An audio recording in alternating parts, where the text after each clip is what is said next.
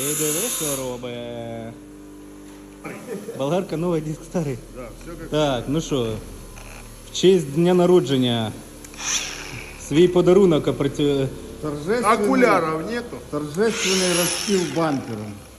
Вам інсайдерська інформація, що відбувається на Моторхаб.